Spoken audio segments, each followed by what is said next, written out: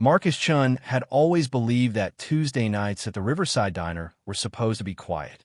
The kind of quiet where the biggest excitement came from arguing with Bill about whether the Mets had any chance this season or watching Sarah practice her terrible magic tricks behind the counter. The kind of quiet that made him forget, for just a few hours, about the nightmares that had followed him home from 3 tours in Afghanistan. But the thing about quiet Tuesday nights is that they have a way of exploding into chaos without any warning at all.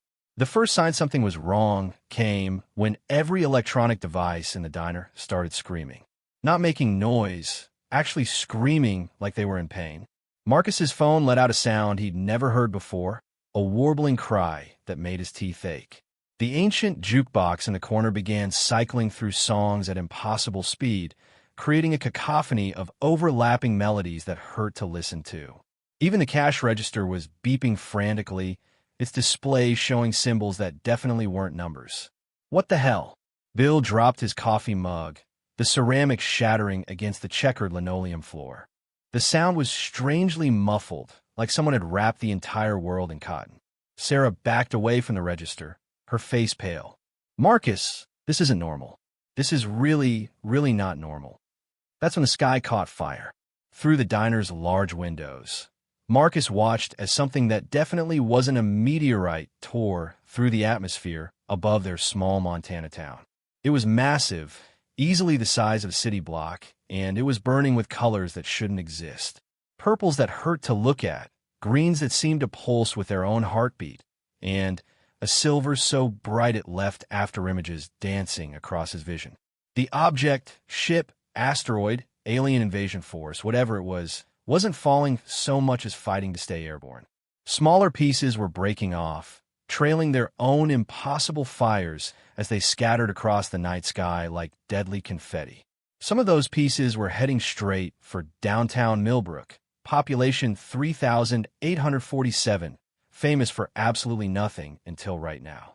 Marcus's military training kicked in before his conscious mind had fully processed what he was seeing.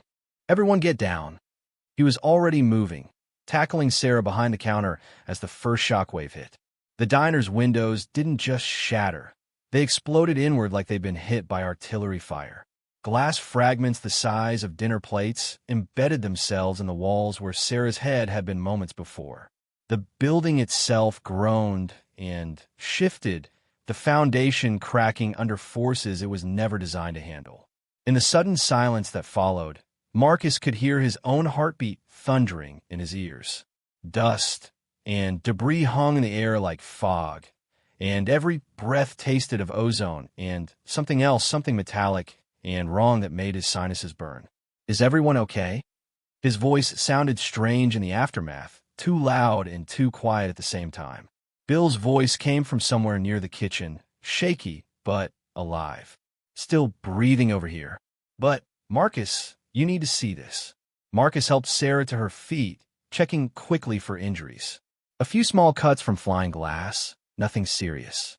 She was tougher than she looked. Had to be to survive working in a truck stop diner. Stay low, he told her. Keep away from the windows. He made his way to where Bill was crouched near the service entrance, stepping carefully around the debris that littered the floor. The older man was pointing through the partially collapsed doorway, his finger trembling slightly. There, Bill whispered. In the parking lot. Marcus followed his gaze and felt his breath catch in his throat. A section of the main object had crashed in the diner's parking lot, right between his pickup truck and Sarah's sedan. It was roughly the size of a small house, but its shape defied easy description. It looked almost organic, like it had grown rather than been built, with smooth curves that flowed into impossible angles. The surface seemed to shift and change as he watched, sometimes metallic, sometimes looking almost like living tissue. And it was definitely damaged. Cracks ran along what might have been its hull, leaking some kind of luminous fluid that pooled on the asphalt and seemed to move with a life of its own. Sparks, or something very much like sparks, cascaded from several openings in its side, creating patterns in the air that lingered longer than physics said they should. Is it some kind of spacecraft? Sarah had joined them, her voice barely above a whisper. Marcus was about to answer when the craft did something that made his skin crawl. It pulsed, like a heartbeat, but visible, a wave of light that ran along its surface from one end to the other. And in that pulse, he could swear he saw something moving inside. "There's someone in there," he said, the words coming out before he'd consciously decided to speak them. "Something alive." Bill shook his head frantically. "No way, man. No way are we going out there. That thing could be radioactive or poisonous or full of hostile aliens with ray guns and tentacles and God knows what else." Marcus understood the fear, felt it himself, a cold knot in his stomach that whispered about staying safe, staying hidden, staying alive. But he felt that same fear in Kandahar when he'd run into a building that was definitely going to collapse, just because he'd heard someone calling for help in a language he didn't understand. He'd felt it in Fallujah when he'd carried a wounded Iraqi child through 3 blocks of active combat zone to get her to a medic. Fear was useful. It kept you alive, made you careful, made you think before you acted. But it wasn't supposed to be in charge. "I'm going to take a look," he said, surprising himself with how calm he sounded. "Marcus, no." Sarah grabbed his arm. "We should call someone. The police, the military, somebody who knows how to handle this stuff." "And tell them what?" "That aliens crashed in our parking lot. Besides, look around." He gestured toward the electronics, which were still malfunctioning, though less violently than before. "Whatever that thing is, it's messing with everything electronic. Phone's not working. Radio's not working. We're on our own." He was already moving toward the door, his body making the decision while his mind was still arguing about it. Behind him, he heard Bill cursing creatively and Sarah making small sounds of protest, but he didn't hear either of them following. That was probably for the best. The air outside tasted wrong. Not poisonous exactly, but charged like the moments before a lightning strike. Each breath felt thick and electric, and Marcus could feel the hair on his arms standing up. The crash section of the craft was even more impressive up close, easily 20 feet tall and twice as long. The surface wasn't just shifting colors now. It was showing patterns, complex geometric designs that seemed to tell a story he couldn't understand. As he approached, the pulsing got stronger. Not faster, but more intense, like whatever was inside was responding to his presence. And now he was sure he could hear something. Not quite a voice, not quite music, but something that might have been both. That's when he saw the opening. It wasn't a door in any conventional sense. More like the craft had simply opened a part of itself, creating an entrance that definitely hadn't been there moments before. The edges were smooth and warm-looking, pulsing with the same rhythm as the rest of the ship. Beyond the opening, he could see what looked like a corridor, lit by that same impossible light that didn't seem to have a source. And lying in that corridor, maybe 10 feet from the entrance, was something that made his breath catch in his throat. It was definitely alive, definitely intelligent, and definitely not human. But it was also definitely in trouble. The being was roughly humanoid in shape, but taller and more slender than any person Marcus had ever seen. Its skin, if it was skin, had a subtle iridescent quality, shifting between pale silver and soft blue as he watched. Its limbs were longer than they should be, ending in hands that had too many fingers, each one ending in what looked like mother-of-pearl claws. But it was the face that stopped him cold. Despite being clearly alien, there was something unmistakably familiar about it. The proportions were wrong. Eyes too large, cheekbones too high, mouth too wide, but the expression was pure, universal terror. The kind of fear that transcended species. The being was female, or at least gave that impression. She was wearing something that might have been clothing or might have been part of her skin, a flowing garment that seemed to be made of the same impossible light that illuminated the ship.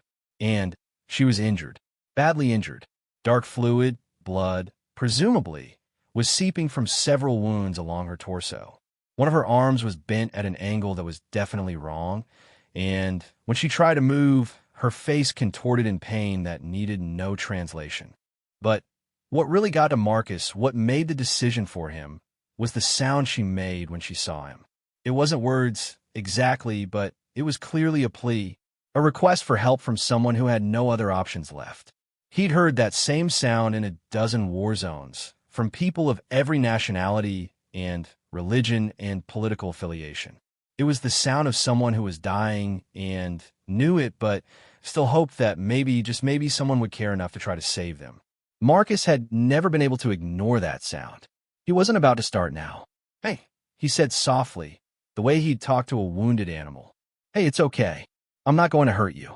She probably couldn't understand his words, but his tone seemed to get through. The panic in her large eyes decreased slightly, replaced by something that might have been hope. He took a step closer to the opening, then another. The air inside the ship felt different, thicker somehow, but also cleaner, like breathing pure mountain air after a lifetime in the city. With each step, he could see more details of her injuries, and none of them looked good. "I'm going to try to help you," he continued, still keeping his voice low and calm. "I don't know how, but I'm going to try." That's when he heard the other sound. It was coming from deeper in the ship, a mechanical grinding noise that definitely wasn't supposed to be happening. Sparks began cascading from the ceiling, and the soft light that illuminated the corridor started to flicker. The being on the floor tried to say something, her voice a melody of tones that somehow conveyed urgency even though he couldn't understand the words. She was pointing deeper into the ship, her expression desperate. Something was very, very wrong. Marcus didn't hesitate.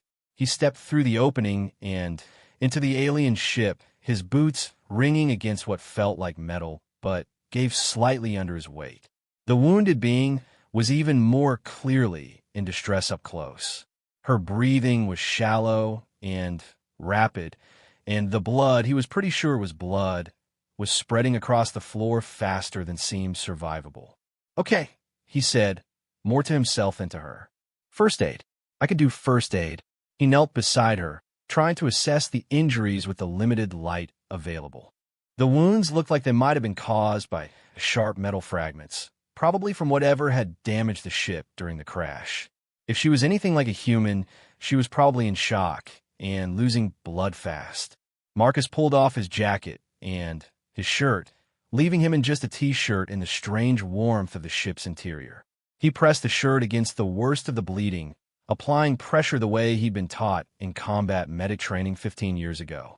The being's eyes widened in surprise, but she didn't pull away. If anything, she seemed to relax slightly, some of the terror leaving her expression. She said something in that musical language, and while he couldn't understand the words, the tone sounded like gratitude.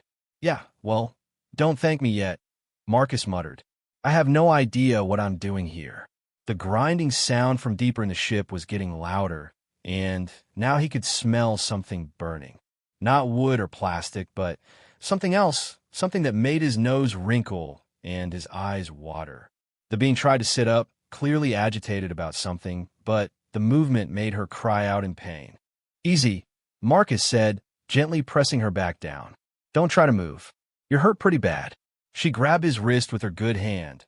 Her grip was surprisingly strong, and her fingers were warm against his skin. She spoke again, more urgently this time, gesturing toward the interior of the ship. Her meaning was clear even without words. They needed to go deeper into the ship, and they needed to do it now. "I don't think you're in any shape to be moving anywhere," Marcus said, but even as he spoke, he could see the fear returning to her eyes. Whatever was happening in the ship's interior, it was serious enough to overcome her pain. That's when the ship shuddered. It wasn't an earthquake or an aftershock from the crash.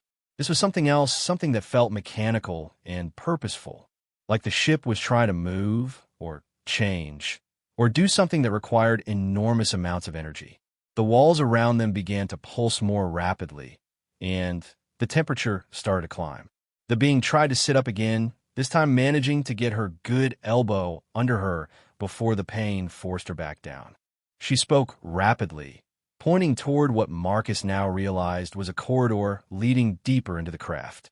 Her tone was pleading, desperate, afraid. Marcus looked from her to the corridor and back again.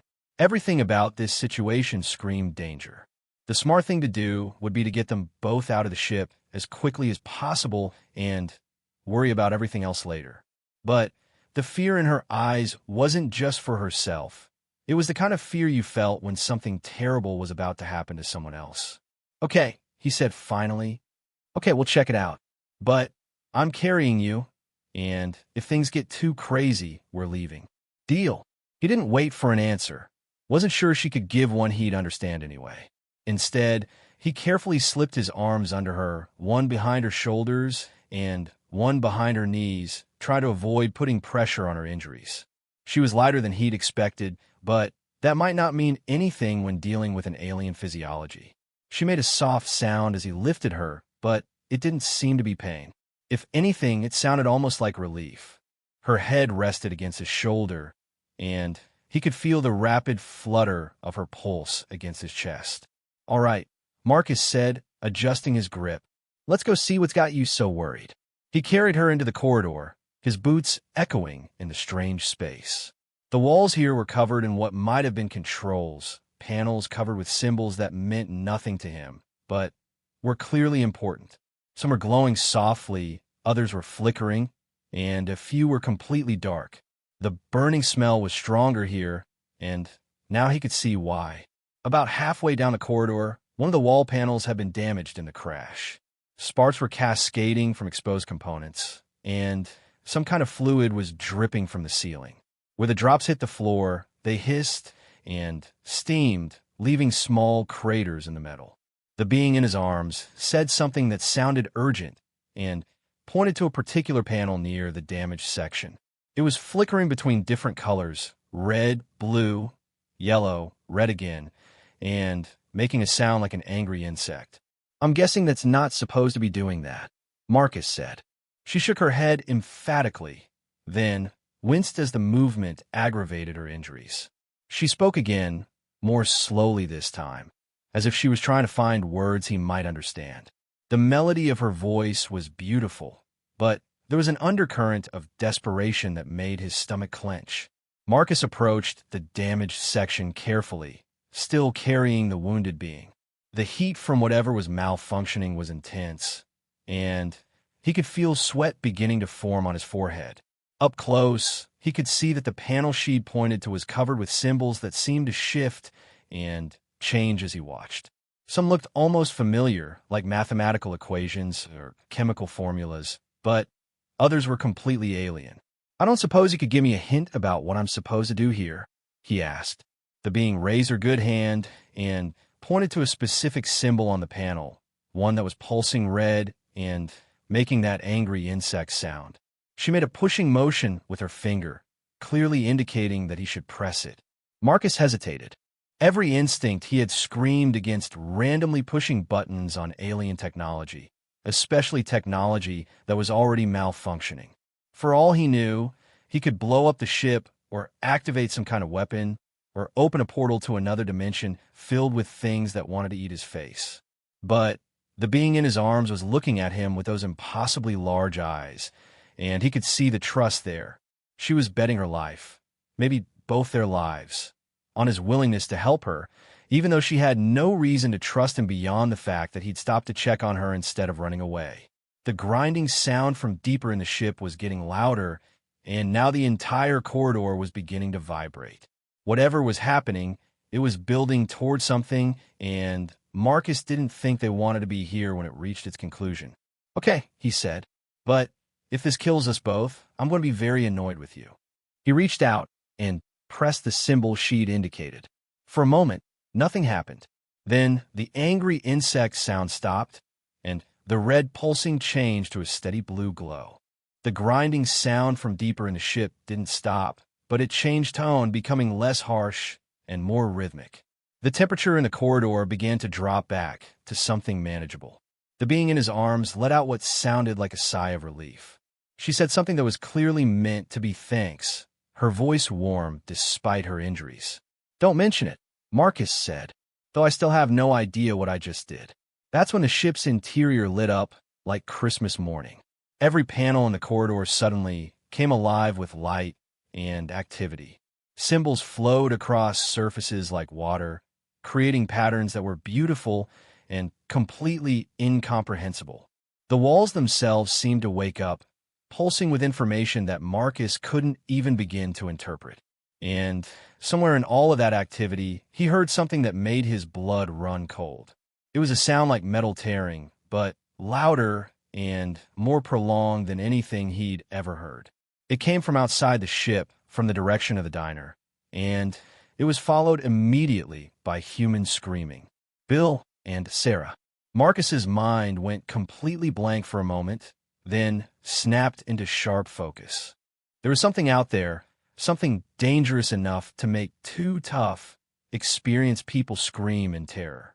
And he was inside an alien ship, carrying a wounded being while more aliens, possibly hostile ones, were attacking his friends. The being in his arms must have understood his expression, because she spoke urgently, pointing back toward the entrance. Her meaning was clear. They needed to get out of here, and they needed to do it now. Marcus didn't need to be told twice.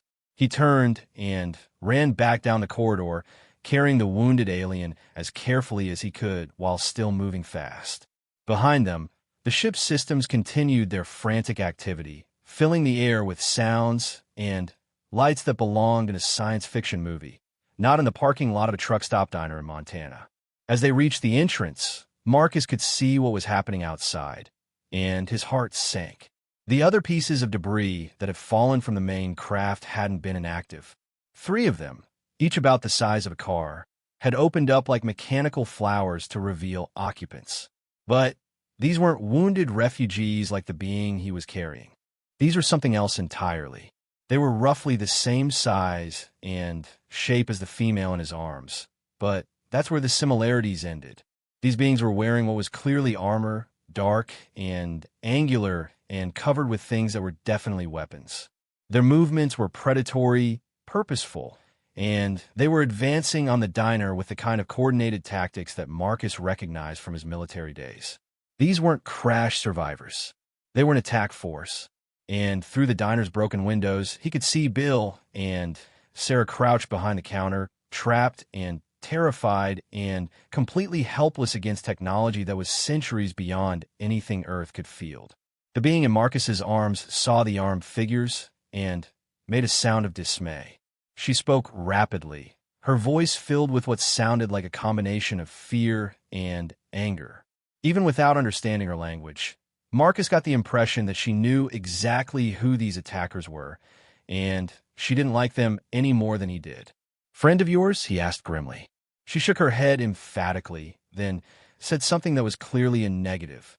Her expression had gone from pain and fear to determination, and despite her injuries, she was trying to struggle out of his arms. "Oh, no, you don't," Marcus said, tightening his grip. "You're in no shape to fight anyone." But even as he spoke, he could see that the situation was deteriorating rapidly. One of the armored figures had produced what was unmistakably a weapon, a rifle-like device that hummed with barely contained energy. It was pointed directly at the diner, at the place where his friends were hiding. Marcus Chun had spent 3 tours in Afghanistan learning to make impossible decisions in impossible situations. He'd learned to weigh odds, to calculate risks, to choose between bad options and worse options with the kind of cold clarity that kept you alive when everything around you wanted to kill you. But this wasn't Afghanistan, and this wasn't a situation any amount of military training had prepared him for. This was first contact with an alien species, and it was going about as badly as anyone could have imagined. The wounded being in his arms was clearly trying to tell him something important, speaking rapidly in her musical language while pointing alternately at the attackers and back into the ship.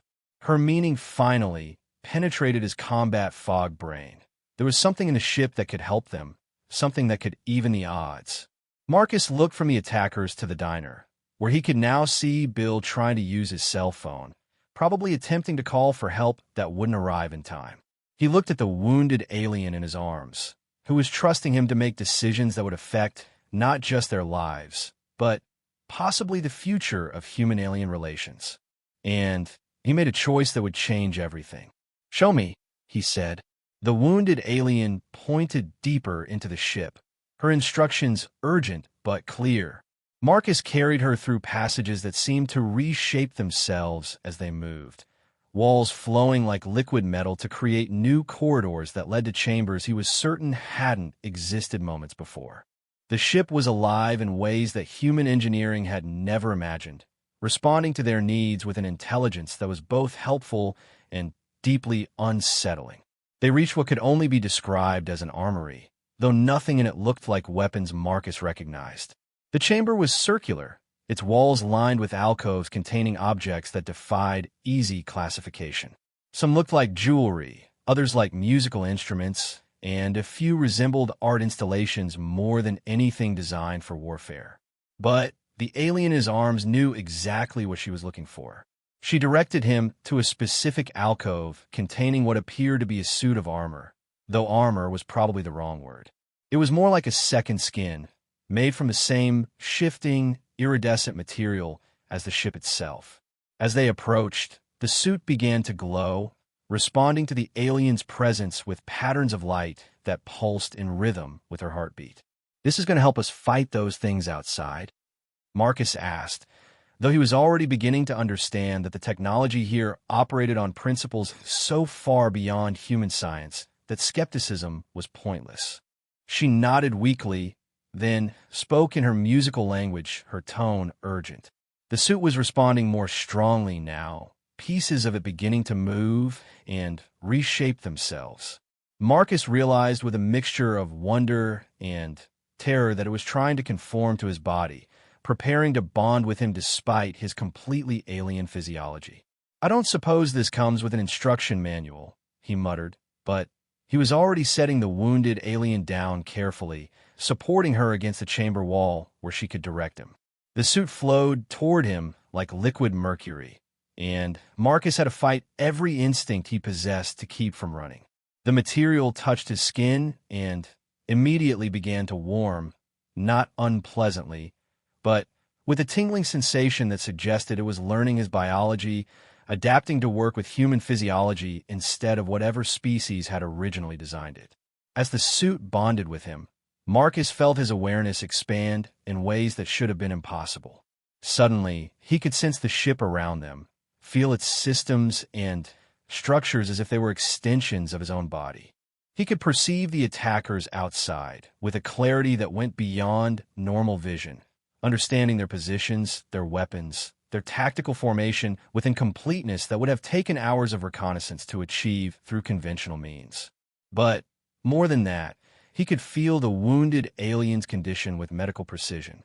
Her injuries were severe, but not immediately fatal, and the suit was already beginning to interface with her body systems, providing support and starting repair processes that would take days but would save her life. Through some mechanism he didn't understand, he could even access fragments of her thoughts and memories, getting glimpses of who she was and why she was here. Her name was something like Zara, though the concept carried emotional and cultural connotations that didn't translate well into human language. She was a researcher, part of an expedition studying primitive civilizations that showed potential for eventual integration into the galactic community. Earth had been flagged as a species on the verge of breakthrough, worth monitoring, but not yet ready for formal contact. The attackers outside were Kythera, a species that had taken a different approach to dealing with developing worlds. Where Zara's people preferred patience and careful preparation, the Kythera believed in conquest and assimilation. They had been tracking her research ship for weeks, waiting for the right moment to strike. The crash had been the result of their attack, not an accident. Marcus absorbed this information in seconds, the suit's interface allowing him to process concepts and memories at superhuman speed. But even with all this new knowledge, the tactical situation remained grim. There were 3 Kythera warriors outside, each equipped with technology that could level city blocks. They had taken positions that gave them clear fields of fire on both the diner and the crashed ship, and they were preparing to eliminate all witnesses to their presence on Earth, including Bill and Sarah. "All right," Marcus said, his voice now carrying harmonics that definitely hadn't been there before. The suit was changing him, enhancing not just his physical capabilities, but his cognitive processing and sensory input. "What can this thing actually do?" Zara's answer came not in words, but in direct knowledge transfer, images, and concepts flowing into his mind with the fluid ease of long-practiced memory. The suit was a personal defense system designed for researchers working in potentially hostile environments. It could enhance physical capabilities to superhuman levels, provide protection against most forms of energy weapons, and interface with compatible technology to extend its effectiveness. But it had also been designed for her species, not his. The fact that it was working at all with human biology was remarkable, but it came with limitations. The power systems were running at barely 50% efficiency, the armor's protective capabilities were reduced, and some of the more exotic features simply wouldn't function with his nervous system. Still, 50% of alien superhero technology was considerably better than what Marcus had been working with 5 minutes ago. The first test came as he stood up and immediately discovered that enhanced physical capabilities was a serious understatement. The suit wasn't just making him stronger or faster, it was making him better. His balance was perfect, his reflexes were inhuman, and his strength was enough to dent the ship's walls if he wasn't careful. Moving felt like dancing, every gesture flowing with a precision and grace that his normal body could never have achieved. "Okay," he said, his enhanced senses already tracking the Kythera movements outside. "This is definitely not standard issue." Through the ship's sensors, he could see that the attackers had finished their preparations. One was setting up what appeared to be a heavy weapon, probably designed to level the entire diner in a single shot. The other two were advancing with their energy rifles, moving with the kind of tactical coordination that spoke of extensive combat experience. Marcus estimated he had maybe 30 seconds before they opened fire. He turned to Zara, who was watching him with a mixture of hope and concern. Her injuries were stabilizing thanks to the suit's remote medical support, but she was still in no condition to fight. That left him facing 3 alien warriors alone, with technology he barely understood and capabilities he'd had for less than 2 minutes. The smart move would be to use the ship's systems to call for help, try to contact her people, or even Earth's military. But that would take time they didn't have, and there was no guarantee anyone would arrive before the Kythera completed their mission. Bill and Sarah would be dead, along with anyone else in Millbrook who might have seen too much.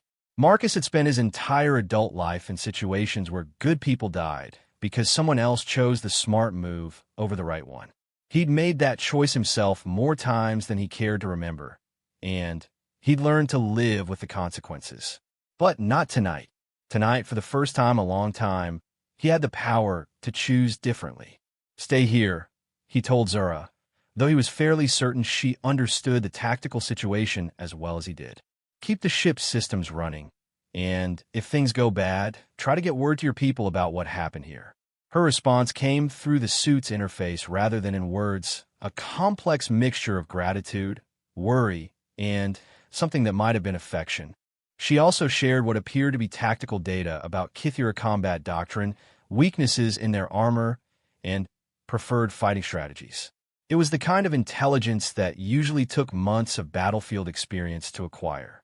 Marcus absorbed the information, integrated it with his own combat training, and stepped toward the ship's entrance.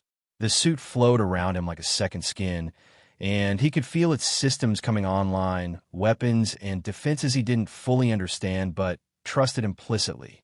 As he reached the entrance, his enhanced hearing picked up voices from the diner. Bill was arguing with Sarah about whether they should try to run for it, while Sarah was insisting they needed to help Marcus, who was obviously in way over his head. The affection and loyalty in their voices hit him harder than any weapon could have. These people were his responsibility, not because of any official duty or military obligation, but because they were good people who deserved better than to die in a parking lot because they'd been in the wrong place at the wrong time. The kind of people worth protecting, worth fighting for, worth taking crazy risks to keep safe. Marcus stepped out of the ship and into the Montana night, his alien-enhanced senses immediately cataloging threats, distances, and opportunities. The Kythera warriors were exactly where his reconnaissance had indicated, their positions tactically sound but predictable. They had good fields of fire and mutual support, but they'd made one crucial error. They thought they were fighting a primitive human with primitive weapons. The first warrior never saw Marcus coming. The suit's stealth capabilities weren't perfect. They hadn't been designed for human-level creativity, but they were good enough to get him within striking distance before the Kythera's sensors registered a threat. Marcus's enhanced strength, combined with momentum and the element of surprise, was enough to put the warrior down before he could call for help. The alien's armor was impressive, but it had been designed to protect against energy weapons and conventional projectiles. It hadn't been designed to handle a human who could punch through reinforced metal like it was cardboard. Marcus appropriated the fallen warrior's energy rifle, the suit's interface immediately providing him with operating instructions and tactical data. The weapon felt right in his hands, its balance and weight perfectly suited to his enhanced capabilities. More importantly, the suit was interfacing directly with the rifle's targeting systems, providing him with accuracy that went far beyond anything human reflexes could achieve. The second Kythera warrior was setting up his heavy weapon when Marcus's appropriated rifle took him center mass. The energy beam cut through his armor like it was tissue paper, and he dropped without making a sound. But his falling body hit the heavy weapon's control system, and the device began powering up for an automatic firing sequence. Marcus realized with cold clarity that the heavy weapon was pointed directly at the diner, and its automatic systems would complete the firing sequence in approximately 8 seconds. Even with his enhanced speed, he couldn't reach the device in time to shut it down. But he could put himself between the weapon and the diner.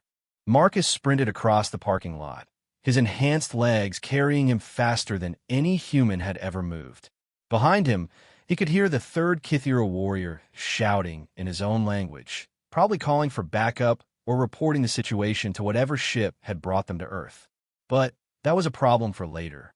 Right now, the only thing that mattered was getting between that weapon and his friends.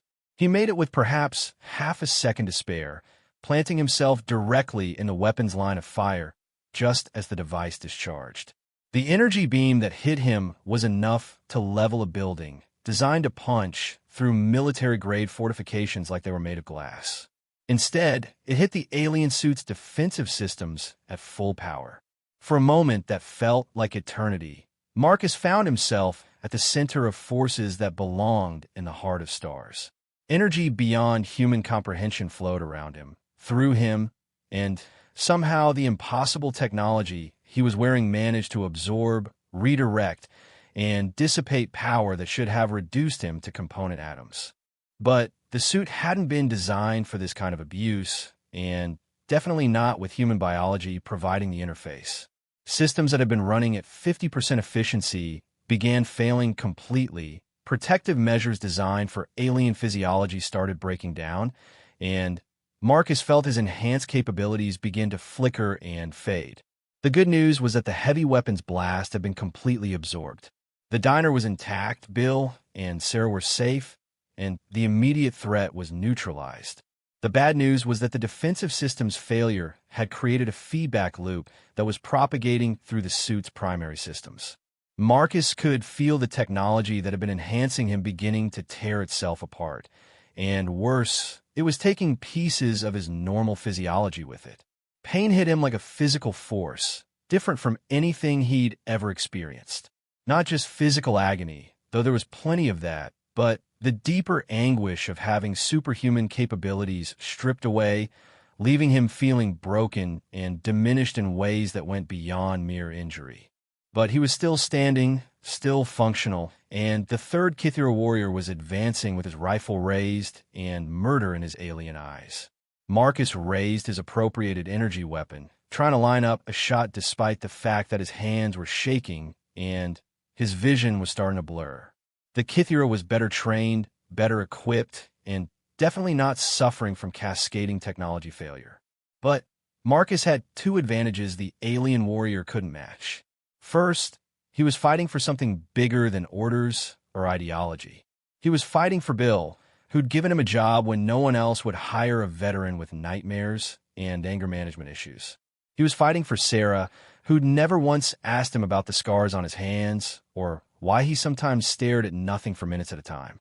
He was fighting for a diner full of memories and a town full of people who'd never asked to be part of an alien war. Second, and perhaps more importantly, Marcus had learned a very specific set of skills during 3 tours in some of the most dangerous places on Earth. He'd learned to keep functioning when everything hurt, to stay focused when the world was falling apart around him, and to make impossible shots under the worst possible conditions. The Kithira warrior was fast, well-trained, and equipped with superior technology. But Marcus was a United States Marine, and some things were more important than superior technology. His shot took the alien center mass, the energy beam punching through armor that should have been impervious to handheld weapons. The warrior dropped, his rifle clattering across the asphalt, and suddenly, the parking lot of the Riverside Diner was quiet except for the settling sounds of cooling metal and dissipating energy. Marcus stood swaying in the sudden silence, the failing alien suit keeping him upright through increasingly desperate effort. Around him, the aftermath of the battle looked like something from a science fiction movie. Scorch marks on the asphalt, pieces of alien technology scattered across the parking lot, and the impossible bulk of Zara's ship dominating the scene like a metallic cathedral. "Marcus!" Sarah's voice cut through his fugue, and he turned to see her running toward him from the diner, Bill close behind. "Marcus, are you okay? What the hell just happened? Who were those things? What are you wearing? How did you—" Her questions faded into a buzzing sound as the suit's life support systems finally gave up trying to interface with human biology. Marcus felt his knees buckle, and the ground rushed up to meet him with the kind of finality that suggested he wouldn't be getting up again anytime soon. But as consciousness faded, he could hear Sarah and Bill's voices, worried and frightened, but definitely alive. He'd managed to keep them safe, managed to protect people who mattered to him, managed to make the right choice when it counted. The last thing he saw before the darkness took him was Zara, somehow having made it out of the ship despite her injuries, crawling across the asphalt toward him with desperate determination. Her alien features were creased with concern, and she was saying something in her musical language that his failing translation systems couldn't parse. But he didn't need translation to understand the emotion in her voice. Gratitude, yes, but also something deeper. Something that suggested that what had happened here tonight was bigger than just a battle between refugees and raiders, bigger than first contact between 2 species, bigger than one human's decision to help someone in need. As Marcus lost consciousness, he had the strangest feeling that this was only the beginning. The suit's final system failure created an energy pulse that washed out across Millbrook like a gentle wave, invisible to human senses, but devastating to electronic devices. Every computer, every cell phone, every piece of modern technology for miles around simply stopped working, their circuits scrambled beyond any hope of repair. But the pulse carried more than just electromagnetic disruption. Embedded in its quantum structure was a message, a cry for help broadcast on frequencies that could reach across the galaxy to anyone equipped to receive it. Zara's people would know that their researcher was alive but in danger, and they would come looking for her. The Kithira would know that their advanced scouts had failed, and they would send more warriors to finish what had been started. And somewhere in the depths of space, other interested parties would detect the energy signature of a primitive world where humans and aliens had fought side by side, where a member of a developing species had successfully operated technology centuries beyond his understanding, where the impossible had become possible through nothing more than stubborn courage and the decision to do the right thing. Earth had officially become a player in galactic politics, whether it was ready or not. But all of that was for tomorrow. Tonight, in a parking lot in Montana, a wounded human and a wounded alien lay unconscious while their friends tried to figure out how to explain to the outside world that everything had just changed forever. Bill and Sarah would spend the next 3 hours trying to get their phones to work, then trying to start their cars, then trying to figure out why every electronic device in town had suddenly stopped functioning. They would argue about whether they should try to walk to the next town for help or stay and try to take care of Marcus and the alien woman who was clearly as injured as he was. In the end, they would do what people in small towns always did when faced with the impossible. They would adapt, improvise, and take care of each other until someone smarter than them could figure out what to do next. They would drag mattresses from the diner's storage room and make beds in the parking lot, reasoning that moving either of the injured was probably a bad idea. Sarah would use her first aid training to do what she could for Marcus's injuries, while Bill would try to figure out how to help an alien whose physiology he couldn't even begin to understand. Zara would drift in and out of consciousness, sometimes trying to communicate in her musical language, sometimes lapsing into what might have been delirium. But whenever she was lucid, her large eyes would seek out Marcus, checking to make sure he was still breathing, still alive, still there. Because in the space of one impossible night, a human stranger had risked everything to save her life, had taken on 3 trained warriors with technology he didn't understand, had stood between an alien weapon and his friends without hesitation. In her species' long history of studying primitive worlds, she had never seen anything quite like it. Humans, she was beginning to realize, might be far more interesting than her initial reports had suggested. Marcus woke to the sound of singing. It wasn't human singing, though it took his pain-fogged mind several moments to remember why that was significant. The voice was too pure, too musical, carrying harmonies that shouldn't have been possible from a single throat. But underneath the alien melody, he could hear something unmistakably familiar, the sound of someone trying to comfort a person in pain. Opening his eyes required more effort than it should have, and when he finally managed it, the world looked wrong. Colors were too bright, edges too sharp, and there was a persistent double vision effect that made focusing on anything a challenge. It took him several tries to understand what he was seeing. He was lying on a mattress in the diner's parking lot, covered with a blanket that smelled like coffee and bacon grease. The alien suit was gone, or mostly gone anyway. There were still patches of the strange material bonded to his skin, particularly around areas where he'd been injured, but the complex systems that had enhanced his capabilities were clearly no longer functional. Zara was sitting beside him on another mattress, her own injuries wrapped in what appeared to be strips of tablecloth from the diner. The singing was coming from her, a wordless melody that seemed designed to promote healing and calm. As their eyes met, she smiled, an expression that looked surprisingly human despite her alien features. Well, Marcus croaked, his voice rough from whatever the suit had done to him. That could have gone better. Zara tilted her head, clearly not understanding his words, but catching his tone. She reached out and touched his forehead with fingers that were cool and steady, and somehow he felt his headache begin to ease. Her touch carried that same tingling sensation he'd felt from the suit, suggesting that her species had natural abilities that their technology was designed to enhance rather than replace. Marcus! Sarah's voice came from the direction of the diner, followed immediately by the sound of running footsteps. You're awake. Oh, thank God, we thought, Bill.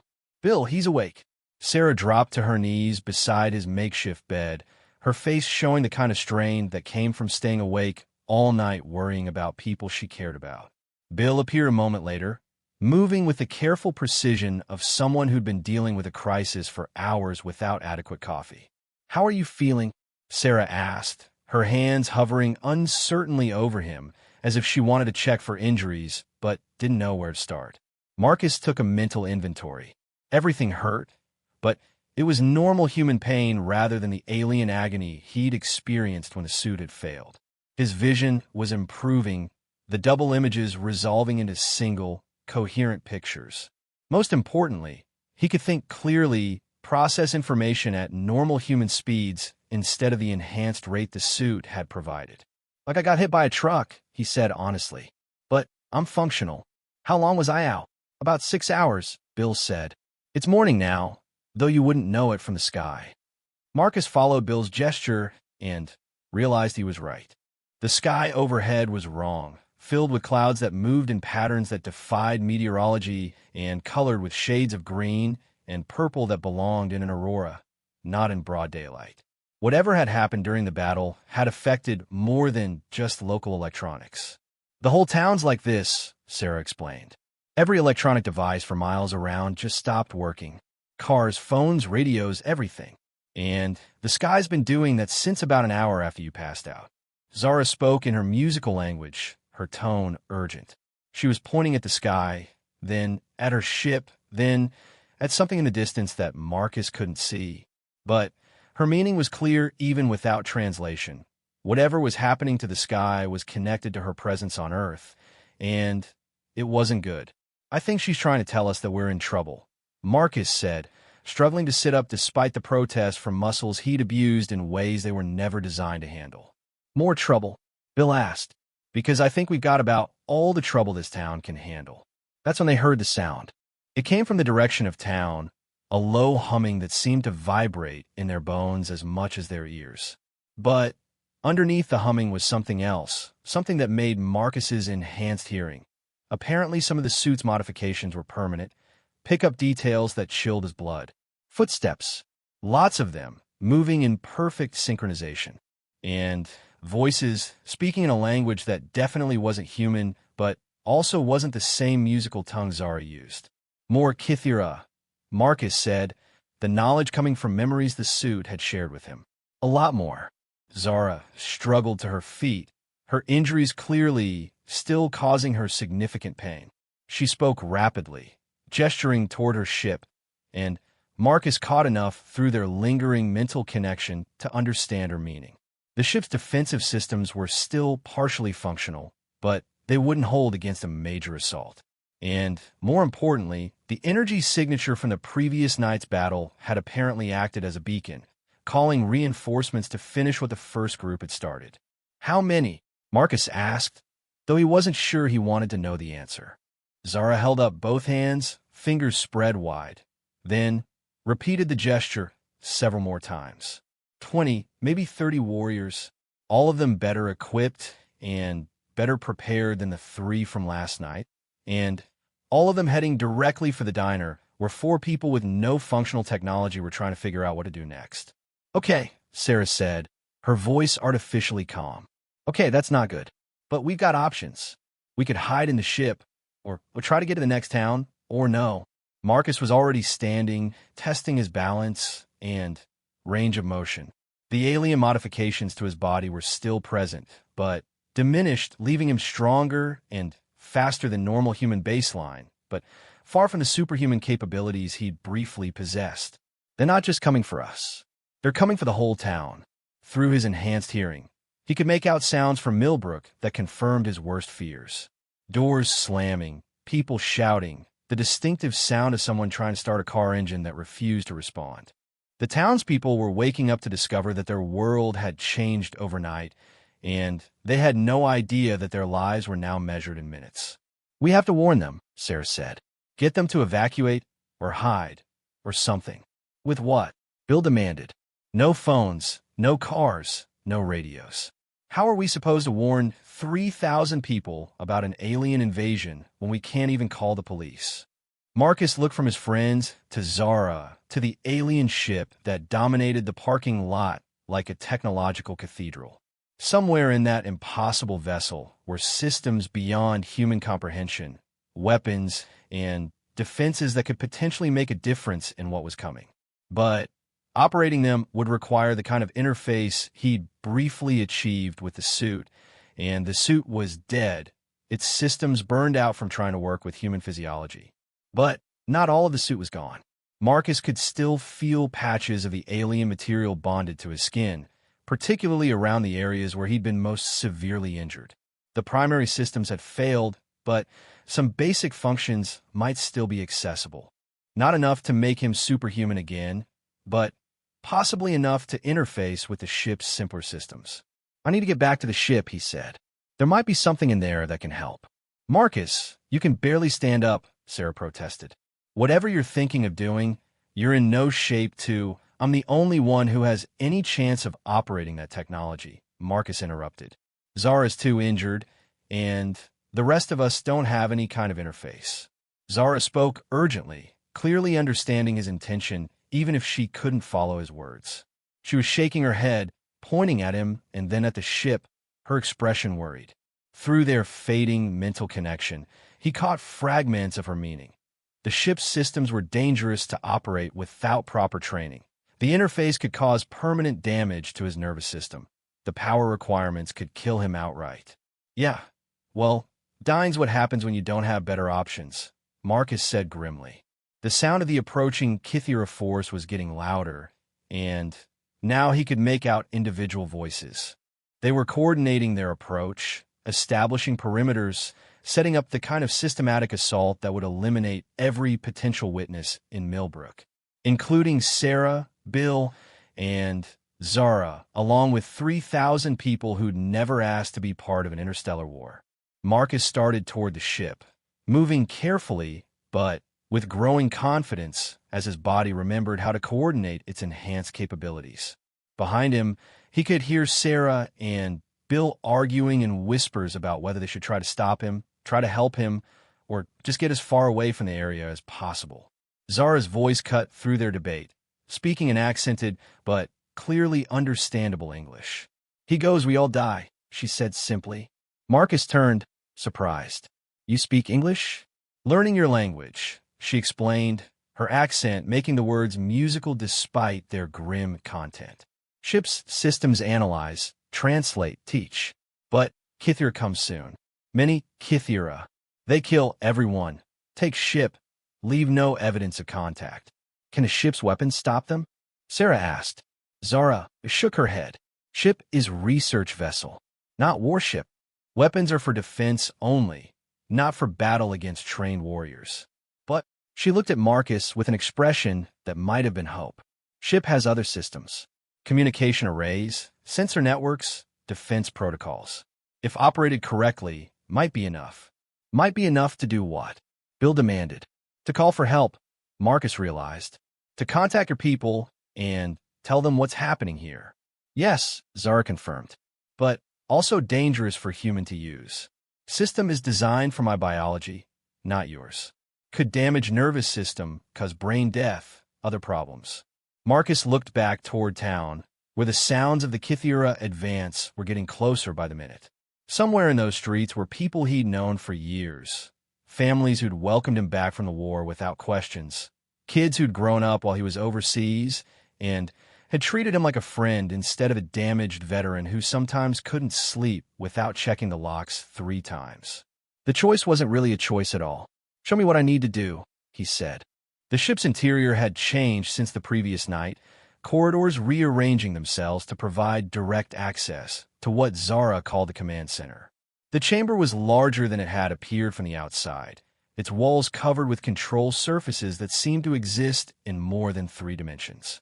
Simply looking at some of the displays made Marcus's eyes water, as if his brain wasn't equipped to process the information they contained. Zara guided him to what was obviously the primary interface, a complex assembly of lights, sensors, and controls that looked more like a musical instrument than a computer terminal.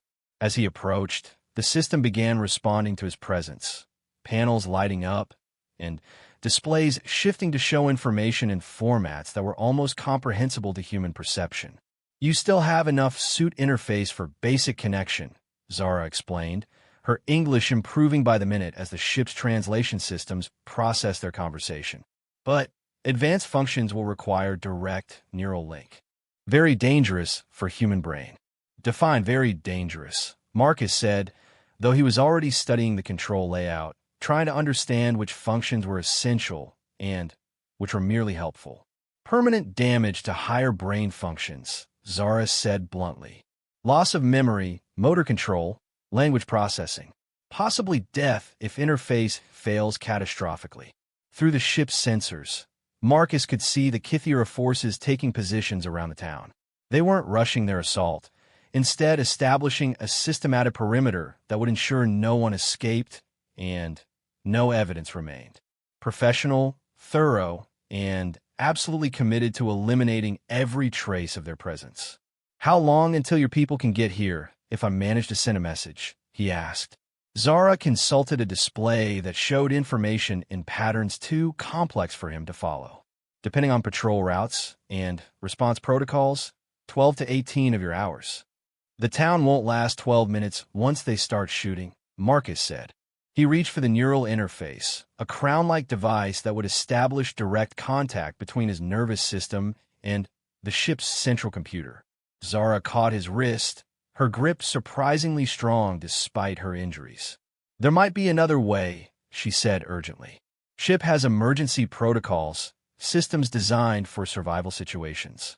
Not as powerful as full military response, but might be enough to delay Kythera until help arrives. What kind of emergency protocols? Zara manipulated the controls with practiced ease, bringing up displays that showed the ship's defensive capabilities. Most were offline due to damage from the crash and the previous night's battle, but some systems remained functional. Force fields that could extend beyond the ship's hull, energy weapons designed for research rather than warfare, and sensor arrays that could potentially disrupt the Kythera's coordination. If we combine ship's emergency systems with human tactics, Zara explained, might be able to hold defensive position long enough to evacuate civilians. Marcus studied the displays, his military training automatically evaluating the tactical situation.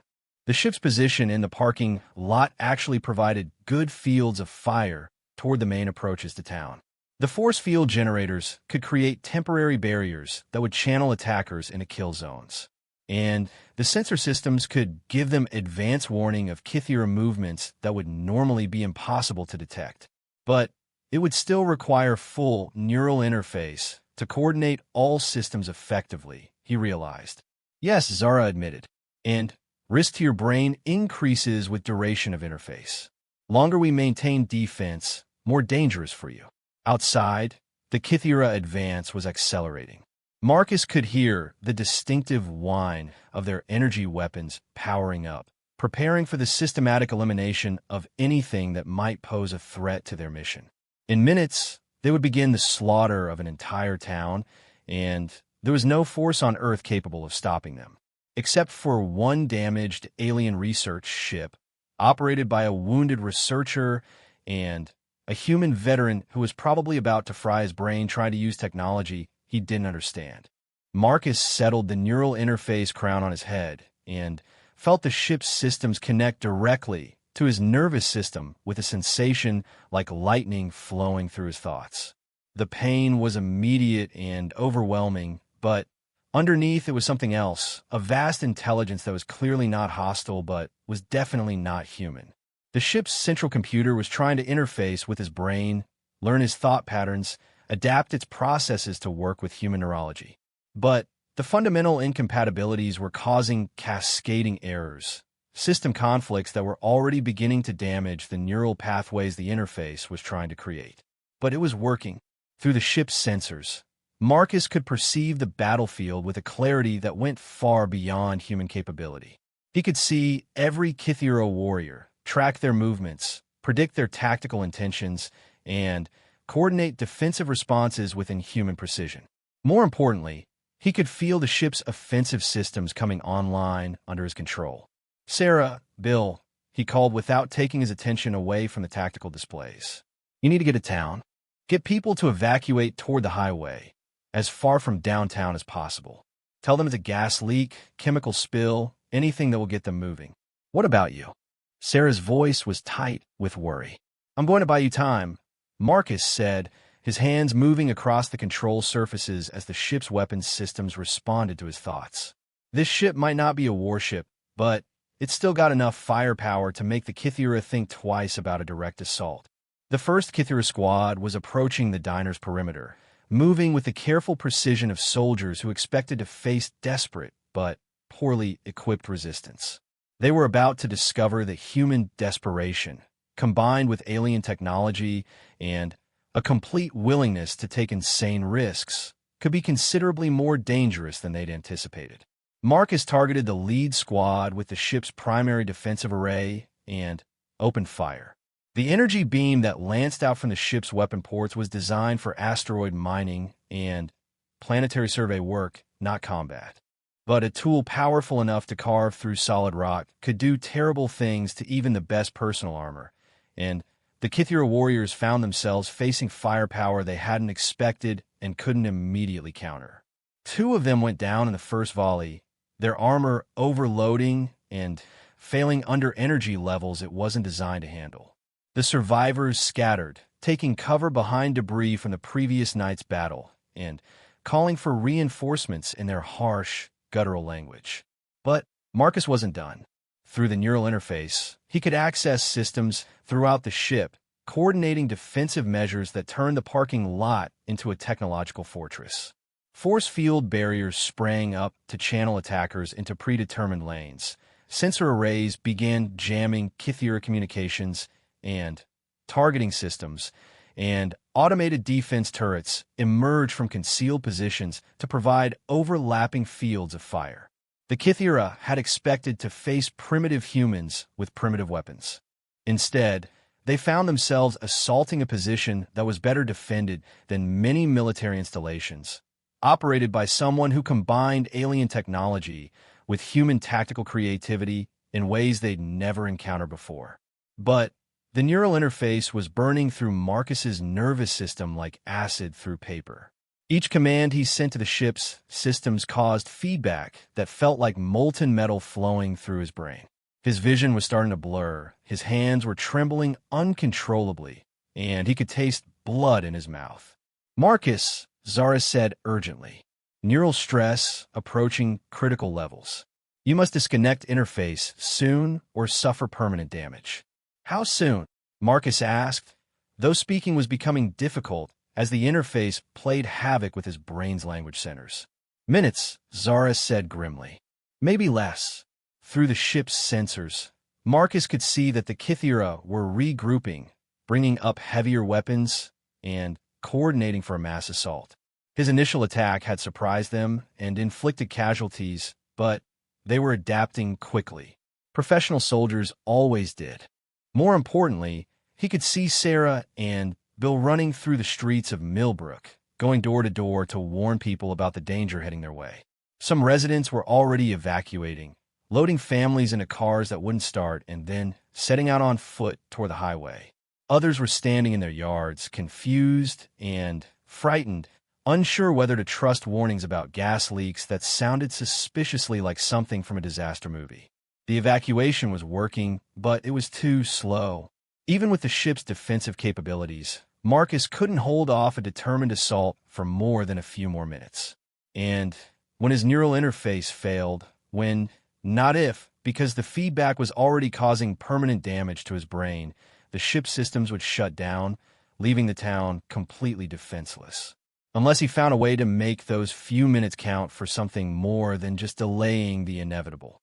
Marcus dove deeper into the ship's systems, ignoring the agony that shot through his skull with each new connection. There had to be something else, some system or capability that Zara hadn't mentioned. Research vessels weren't warships, but they were designed to operate in potentially hostile environments. Surely they had contingency plans for situations exactly like this one. He found what he was looking for in the ship's emergency protocols, buried deep in systems that were normally locked away from casual access. It was called a resonance cascade, and it was designed to be used only in the most desperate circumstances, when a research ship was about to be captured or destroyed, and every trace of its technology had to be eliminated to prevent it from falling into hostile hands. The resonance cascade would overload the ship's power core, creating an energy pulse that would propagate outward in an ever-expanding sphere of destruction. Everything within the blast radius would be reduced to component atoms, including the ship, its occupants, and anyone unfortunate enough to be nearby. But the blast could be controlled, focused, directed towards specific targets while protecting others. With precise enough control, Marcus could eliminate the Kythera forces while leaving the town relatively intact. The only problem was that operating the cascade would require maintaining neural interface contact until the very last second, long past the point where his brain could survive the process. Marcus looked at the tactical display, watching as the Kythera completed their preparations for the final assault. In less than 2 minutes, they would overrun his position and then proceed into town, where they would systematically eliminate every potential witness to their presence. 3,000 people would die to preserve the secret of alien contact, and Earth would remain isolated and vulnerable until the next time the Kithira decided to expand their territory. Or he could destroy them all right now, saving the town, but sacrificing himself and Zara in the process. It wasn't really a choice at all. No. Zara's voice cut through Marcus's grim calculations like a blade. She was standing behind him, her injured hand resting on the neural interface crown, and her expression carried a determination that transcended species barriers. No, she repeated, her English now fluent enough to carry complex emotions. Not resonance cascade, not suicide. There's another way. Through the ship's sensors, Marcus could see the Kithira forces beginning their final approach. Heavy assault suits, weapons that could level city blocks, and tactical coordination that spoke of extensive experience in exactly this kind of operation. In 60 seconds, maybe less, they would overrun the ship's defensive perimeter and then proceed into town to eliminate every witness to their presence. There is no other way, Marcus said, his words slurred as the neural interface continued to burn through his brain's language centers. The cascade is the only thing powerful enough to stop them all. Yes, Zara agreed. But cascade can be controlled remotely. From my people's ships. If we can establish quantum entanglement link, transfer cascade control to incoming rescue force, they can target Kithira positions with surgical precision. Marcus tried to process what she was saying, but the neural interface was making complex thought increasingly difficult. How long to establish the link? Unknown, Zara admitted. Could be seconds, could be minutes. Depends on rescue force position and quantum coherence factors. 45 seconds until the Kithira assault began, and an unknown amount of time to establish a communication link that might or might not work. The smart tactical choice was still the cascade, but Marcus found himself hesitating. Not because he was afraid of dying. He'd made peace with that possibility years ago, but because Zara was offering hope where he'd seen only desperation. Do it, he said finally. But if it doesn't work in 30 seconds, I'm triggering the cascade manually. Zara's hands flew across the control surfaces with inhuman speed, bringing online systems that Marcus hadn't even known existed. The ship's quantum communication array began charging, drawing power from reserves that should have been depleted hours ago. On the displays around them, incomprehensible symbols began flowing in patterns that hurt to look at directly. Come on, Marcus muttered, his enhanced hearing tracking the approaching Kithira forces. Come on, come on, come on. The first assault squad reached the ship's defensive perimeter and immediately came under fire from the automated turrets Marcus had activated. The energy beams were powerful enough to penetrate their armor, but the Kithira were professionals. They advanced under covering fire, using coordinated rushes and suppression tactics that would overwhelm the ship's defenses within minutes. 20 seconds until Marcus would have to trigger the cascade. Quantum link establishing, Zara announced, her voice tight with concentration. Signal propagating through dimensional interface layers. Response delay approximately. The ship's communication array exploded into activity so intense it temporarily overloaded the display systems. When the screens cleared, they showed something that made Marcus's enhanced vision struggle to process the information. A fleet of alien ships, elegant and deadly, dropping out of faster-than-light travel in Earth's upper atmosphere. Not just one or two vessels, but dozens of them, each one larger and more sophisticated than anything in human imagination. They moved with predatory grace, taking positions around the planet with the kind of precision that spoke of military forces operating at their absolute peak. My people, Zara said simply. They received distress beacon, responded with full battle group. Through the neural interface, Marcus felt the ship's control systems being accessed by the incoming fleet.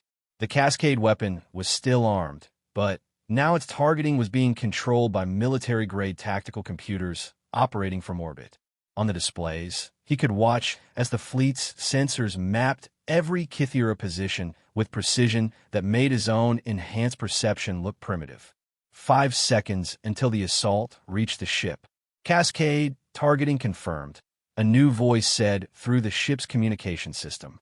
The words were in Zara's musical language, but the ship's translation systems converted them to English almost instantly. All Kythera forces identified and locked. Initiating precision strike in 3, 2, 1. Marcus felt the cascade weapon discharge, but not in a massive explosion he'd expected. Instead, the energy was channeled through the fleet's targeting systems, creating dozens of precisely focused beams that reached down from orbit like the fingers of an angry god. Each beam lasted for only a fraction of a second, but that was enough to reduce every Kythera warrior to component atoms while leaving everything else completely untouched. In the space between one heartbeat and the next, the invasion force that had threatened to wipe out an entire town simply ceased to exist. The silence that followed was so complete that Marcus could hear his own labored breathing echoing in the ship's command center. Through the sensors, he could see empty streets where moments before there had been advancing alien warriors. The threat was over, the town was safe, and somehow he was still alive. Neural interface feedback approaching critical levels, Zara said urgently.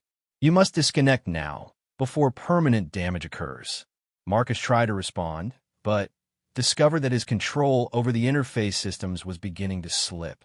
The prolonged connection was causing cascading failures throughout his nervous system, and he could feel his consciousness starting to fragment as his brain struggled to process information it wasn't designed to handle. With what felt like enormous effort, he reached up and removed the neural interface crown, immediately feeling the terrible pressure in his skull begin to ease.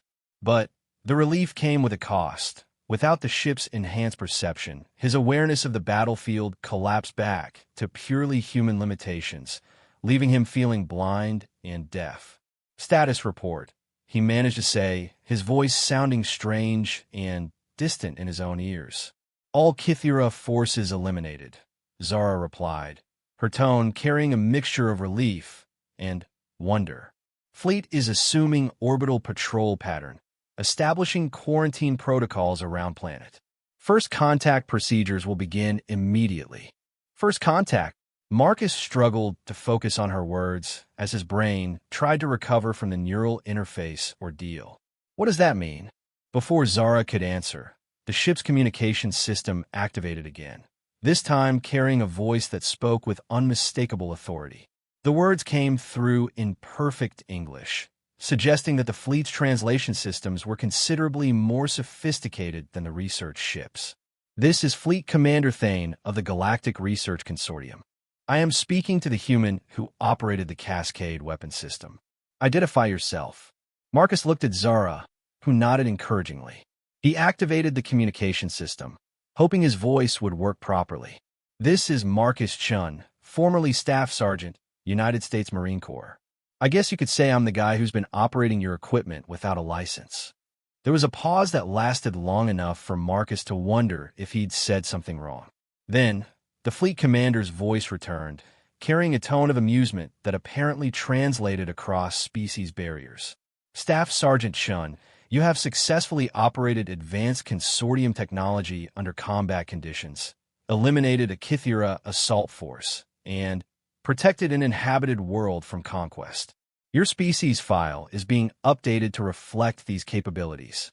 Please stand by for formal first contact protocols. The communications system shut down, leaving Marcus and Zara alone in the sudden quiet of the command center. Outside, he could hear sound from the town as people began to emerge from hiding, confused and frightened but alive. So, Marcus said finally, "First contact protocols. That sounds ominous."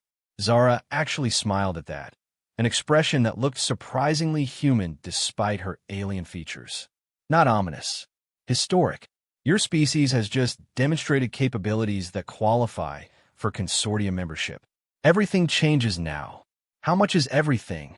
All of it, Zara said simply. Earth will be offered membership in galactic community. Technology sharing, cultural exchange, protection from hostile species like Kythera.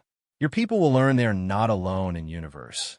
And Universe will learn that humans are more remarkable than initial surveys suggested.